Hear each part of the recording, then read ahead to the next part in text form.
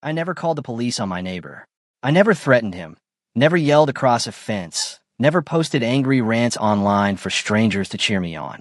But one chilly Thursday morning, I stood on my back deck holding a cup of coffee while a demolition crew tore apart a brand new building board by board, and the man who built it could do absolutely nothing except watch. The strange thing is, none of it started with a fight. It started with a smile, a handshake, and one little assumption that eventually cost somebody tens of thousands of dollars. My name is Ryan Calloway, and a few years ago, I lived in a quiet town called Millfield, the kind of place where people waved from pickup trucks and everyone acted like neighbor disputes only happen on reality TV. My property backed up to another lot separated by a stretch of grass, a few old pine trees, and decades of mutual understanding. Nobody had ever worried much about where one yard ended and another began. The previous owners had lived there forever, and everybody got along. Then a guy named Derek Sloan bought the house behind mine. At first, I actually liked him. Derek was one of those energetic people who always seemed to have 3 projects happening at the same time. Every conversation, somehow, turned into a discussion about improvements. I'm putting in a stone patio. I'm redoing the landscaping. I'm thinking about a workshop. I'm probably adding outdoor lighting too. It was impossible not to hear about his plans. One afternoon, we stood near our mailboxes, and he spent 20 minutes describing a future backyard entertainment area, like he was pitching a television show. I remember laughing afterward and telling my wife, Emily, that guy has more energy than a small construction company. She laughed and said, at least he's enthusiastic. For a while, that seemed true. Then one Monday morning, everything changed. I stepped outside to drag my trash cans toward the curb and stopped so suddenly I almost dropped my coffee. There was a brand new cedar fence running across the rear section of our properties. Fresh lumber, perfect lines, new concrete posts. The thing looked like it had appeared overnight. I walked toward it, touching one of the boards, though it still smelled fresh from the lumberyard. My first reaction wasn't anger. Honestly, it was confusion. Nobody had mentioned building a fence. But then again, it wasn't technically my project. I shrugged and moved on with my day. If that's where the property line was, then fine. No big deal. The entire thing might have ended there if it weren't for a guy named Carl. Carl had been mowing my lawn for nearly 6 years. He knew every bump in my yard better than I did. 3 days after the fence appeared, he was loading equipment into his trailer when he glanced toward the back lot and frowned. That's kind of odd. What is? I asked. He pointed toward the fence. I always thought your property went farther back than that. I laughed. I'm pretty sure that's about right. Carl shook his head. Nah, maybe I'm wrong. But I remember the old owner saying your lot extended almost to those pines. Then he climbed into his truck and drove away. Simple conversation. 30 seconds, maybe. But for some reason, it stayed in my head. That night after dinner, while Emily watched television, I went digging through an old filing cabinet in my office. Most homeowners never look at their closing documents again after buying a house. I certainly hadn't. It took nearly 20 minutes to find the paperwork. When I finally unfolded the plat map across my desk, I expected to confirm what I already believed. Instead, I felt my stomach tighten. The property line wasn't where I thought it was. Not even close. I grabbed a ruler and checked the measurements again. Then one more time. The map showed my lot extending noticeably beyond the new fence. Far enough beyond it that I couldn't explain the difference away as a simple measuring mistake. For a few minutes, I just sat there staring at the paper. Emily eventually walked into the room. You okay? I turned the map toward her. Look at this. She studied it, then looked at me, then back at the map. That's not where the fence is. No, I said quietly. It isn't. Still, I wasn't angry. Not yet. Property lines get misunderstood all the time. Old owners share bad information. Markers disappear. People make mistakes. The next afternoon, I walked over to Derek's house planning to have what I assumed would be a quick and friendly conversation. He was pressure washing his driveway when I arrived. He shut off the machine and smiled. Hey, Ryan. Hey, Derek. Got a quick question. Sure. I pointed toward the fence. I was looking through some old property records, and I think the boundary line might be a little different than we thought. His smile barely changed. Oh, yeah. Yeah, nothing major. Maybe we should double-check it sometime. For a second, he stared toward the fence. Then he shrugged. The previous owner told me that's where the line was. Could be. I said. Just figured it'd be smart to verify. Sure, he replied. No problem. The conversation couldn't have gone any smoother. No tensión, no argument, no actitud. As I walked back home, I actually felt relieved. I remember thinking we'd probably get sorted out within a week or two and laugh about it later. What I didn't know was that Derek had already started planning something much bigger on the wrong side of that fence. And within a few weeks, a simple property question was about to become the most expensive mistake of his life. A couple of weeks passed after that conversation, and honestly, I didn't think much about it. Every now and then, I'd glance at the fence while drinking my morning coffee. But life has a way of keeping you busy. Work deadlines piled up. My daughter was getting ready for her first year of college. And Emily kept reminding me that not every problem needed immediate attention. Maybe she was right. Maybe if things had stopped at the fence, none of what happened afterward would have happened at all. But then one Friday afternoon, I heard the sound of a diesel engine coming from behind the house. I walked onto the deck and looked over the yard. A flatbed truck was backing into Derek's property. Behind it were two more trailers loaded with lumber, gravel, metal framing, and stacks of construction materials. At first I assumed he was building a patio. Then I saw the concrete forms. By Saturday morning, a crew was already working. By Sunday evening, the shape of the project was impossible to ignore. This wasn't a garden shed. This wasn't a storage unit. This was a full-size workshop. A serious one. The structure had electrical conduit, reinforced flooring, insulated walls, and enough room to hold vehicles or heavy equipment. Standing on my deck that Sunday night, watching the crew pack up for the day, I felt a knot forming in my stomach. Because from where I stood, it looked suspiciously close to the area I'd questioned weeks earlier. Too close. Emily walked outside and followed my gaze. Please tell me that's not where I think it is. I hope it isn't. She sighed. You know you're not sleeping tonight, right? She was correct. I barely slept. Every time I closed my eyes, I pictured that plat map sitting in my office. The measurements, the distances, the fence, the workshop. Something about the sequence bothered me. Fence first, building second, like one had been designed to justify the other. Monday morning, I called a licensed surveying company. The estimate hurt. I won't lie about that. Professional surveys aren't cheap. But uncertainty is expensive too. 3 weeks later, a survey crew arrived. They spent most of the day moving around the property with tripods, GPS equipment, laser tools, and bright orange stakes. I tried staying inside, but curiosity eventually won. Around lunchtime, one of the surveyors approached me carrying a clipboard. His expression told me everything before he even opened his mouth. We finished the measurements, and he pointed toward the workshop. The structure crosses your property line. My chest tightened. How far? The fence encroaches approximately 8 feet. I looked toward the workshop, and that, just over 5 feet. For a second, everything went quiet. Not because I was shocked, because deep down I'd already known. The surveyor handed me a copy of the preliminary report. Bright orange markers now stretched across the rear section of both properties, creating a line that cut directly through part of Derek's brand new building. There it was. Not suspicion, not opinion, not interpretation. Proof. There's a strange feeling that comes with finally confirming something you've worried about for months. Part relief, part frustration, part disbelief. I spent the next hour walking the property by myself. Every marker told the same story. The fence wasn't on the boundary. The workshop wasn't on the boundary. A significant portion of both sat squarely on land I owned. That evening, I organized photographs, copied the survey documents, and drafted a simple letter. Nothing threatening, nothing emotional. I explained the findings, attached the survey results, and suggested we work together to resolve the issue before it became complicated. I hand-delivered the envelope the next morning. Then I waited. A week passed. No response. Another week passed. Still nothing. No phone call. No knock on the door. No email. Nothing. Then one Saturday afternoon, I looked out my kitchen window and almost laughed from disbelief. Derek was carrying patio furniture into the disputed area. Not near it. Directly into it. 2 chairs. A fire pit. Outdoor decorations. String lights. Large planters. By the end of the weekend, the area looked like a magazine advertisement for backyard entertaining.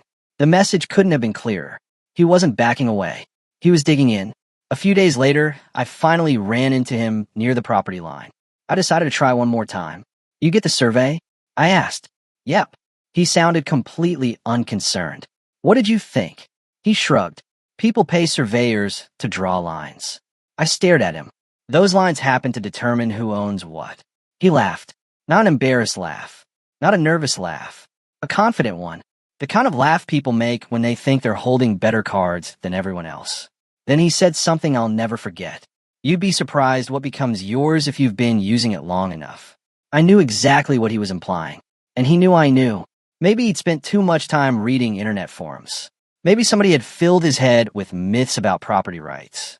Whatever the reason, the message was obvious. He believed time would somehow legitimize what he'd done. I looked at him for a moment. Then I asked a simple question. Are you not planning to move anything? His smile answered before his words did. Not right now. That was the moment everything changed. Until then, I've been treating the situation like a misunderstanding. After that conversation, I started treating it like a choice. Because now he knew. He'd seen the survey. He'd received the documentation. He understood exactly where the property line was. And he had decided not to care. A few days later, I scheduled a consultation with a property attorney named Mark Reynolds. Mark had practiced real estate law for over 20 years. After reviewing the survey, photographs, and timeline, he leaned back in his chair and asked a question I wasn't expecting. What do you actually want? I frowned. What do you mean? Do you want money or compliance? The answer came instantly. Compliance. He nodded. Good. Why? Because that's easier. That surprised me. He tapped the survey report. The encroachment matters. Then he pointed toward another section of the documents. But this might matter even more. I looked closer. The workshop's location appeared to violate local setback regulations. Even if ownership wasn't disputed, the structure might still be sitting too close to the boundary to meet municipal requirements. Mark explained something that changed my entire perspective. I didn't necessarily need a lawsuit. I didn't need years of litigation. I didn't need dramatic courtroom battles. What I needed was an official review. And official reviews tend to be very difficult to ignore. The following week, I filed a formal zoning and boundary complaint with the town. Nothing dramatic, just paperwork. Then I waited. About 10 days later, 2 municipal inspectors arrived. One carried measuring equipment. The other had a tablet loaded with maps, permits, and property records. For nearly 2 hours, they examined everything. The fence, the workshop, the survey markers, the permit files, the property records. I mostly stayed out of the way. Derek didn't.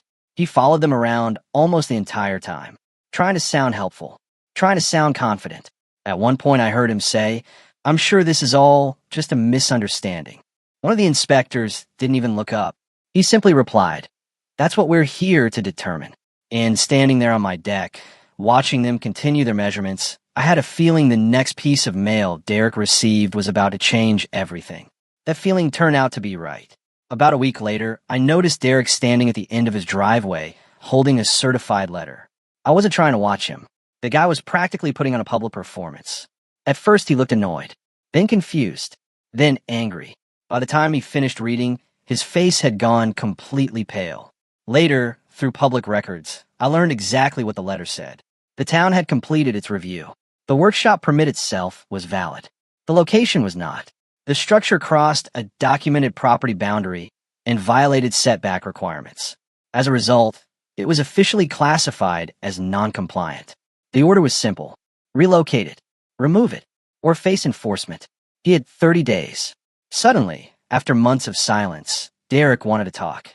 Funny how that works. The survey hadn't motivated him. The photographs hadn't motivated him. The attorney's letter hadn't motivated him. But the possibility of consequences got his attention almost immediately.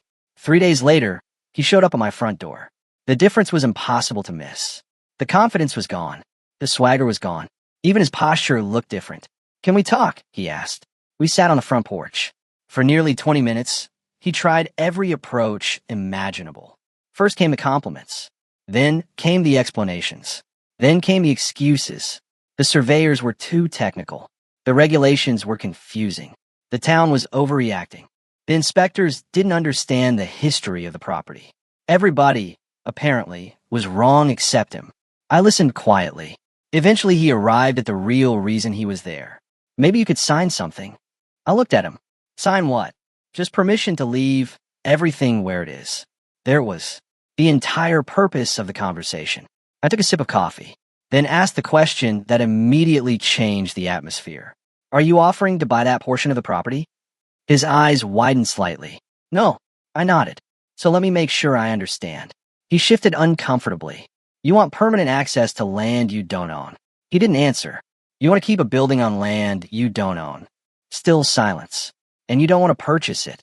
The porch suddenly felt very quiet. Finally, he said, I thought neighbors helped each other. I almost laughed, because that sentence perfectly summarized the entire problem. Helping each other goes both ways.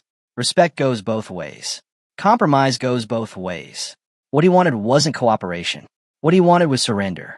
I declined politely. The conversation ended shortly afterward. As he walked back across the yard, I remember feeling strangely calm. The decision wasn't really mine anymore. I'd given him opportunities. The survey, the conversations, the documentation, the warnings. Every off-ramp had been available. He simply refused to take any of them. Now the timeline belonged to the town. Date 20 arrived. Nothing changed. The workshop remained exactly where it was. The fence remained exactly where it was. Day 25 arrived. Still nothing. Day 30 came and went. Nothing. Then day 31 arrived. The fines started. At first they weren't enormous. The kind of penalties people convince themselves they can ignore. But they accumulated daily. And daily fines have a way of becoming very expensive very quickly. Weeks passed. Neighbors started talking. Some people thought I was being stubborn. Others thought Derek had finally pushed too far. A few even stopped me while walking their dogs. One woman asked, do you think they'll actually make him remove it? I remember answering honestly. I have no idea. But deep down, I was beginning to suspect they would. Because government agencies may move slowly, but once they start moving, they rarely stop. By the time 45 days had passed, everyone in the neighborhood knew something was coming. Nobody knew when. Nobody knew exactly what it would look like. Then one Thursday morning, I woke up to the sound of diesel engines. I walked into the kitchen, poured myself a cup of coffee, stepped onto the back deck, and immediately understood. 2 contractor trucks were pulling into Derek's driveway. Behind them came trailers loaded with equipment.